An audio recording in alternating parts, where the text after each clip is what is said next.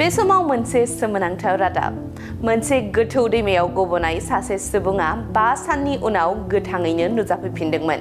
सुलुंनि बादिब्ला सासे सुबुङा 5 सानसिम मोनसे गिख्रंथाव गोथौ दैमायाव गब'नानै थाबथानानै थादोंमोन आरो बिथाङा 5 सानसिम गोथांना जानानै थांनानै दंमोन। बे जाथाया थांनाय 19 जुलाइआव जादोंमोन जेब्ला चीननि हुनान रायजोनि थागिबि स्कुबा डाइभार वांआ सासे लोगोजों दैमायाव सानस्रिहैनायनि 5 मिनिटनि उनावनो गोमादोंमोन।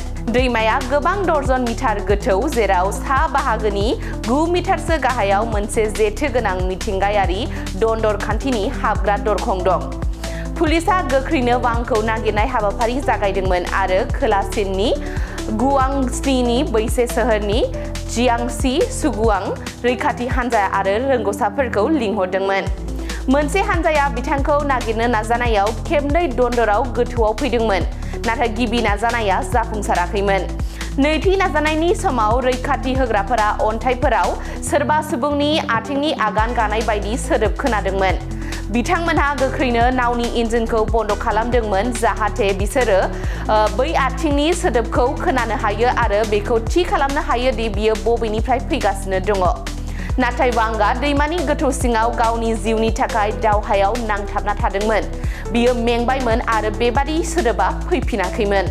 बेनि उनाव रैखाथि होग्रा हानजाया फ्राय 130 मिटार दैमानि गोथौसिम सौहैदोंमोन नाथाय जेबो मोनाखैमोन। गोजौआव फैफिननाय समाव 100 मिटारनि खाथि खालायाव बिसोरो मिशननि जाफुंसारनायखौ दिन्थिनाय गिबि सुलुखौ मोनदोंमोन। रैखाथि हानजानि केप्टेन टियान यांलिया सिया अजिंआ फोरमायदों दि जेब्ला दैमानि दन्दर सिङाव रैखाथि हानजाया थांदोंमोन अब्ला वांआ अन्थाइफोराव आथिं आगान गानायनि सोदोब खालामदोंमोन नाथाय जेबो फिननाय मोनाखैमोन। जेब्ला बिथांमोननि अक्सिजेननि थाखोआ 4% गाहायाव फैदोंमोन, वांआ रैखाथि होग्रा हानजाफोरखौ फैफिननाय नुदोंमोन आरो मोनसे टर्च दिन्थिदोंमोन जायखौ बिथाङा चार्ज खालामदोंमन। बिथाङा अक्सिजेन बेगखौ गारनानै दैयाव बाज्रुमदोंमोन। बेबादिनो वांनि लकेशनखौ मोननाय जादोंमोन आरो बिथांखौ रैखा खालामनो हादोंमोन।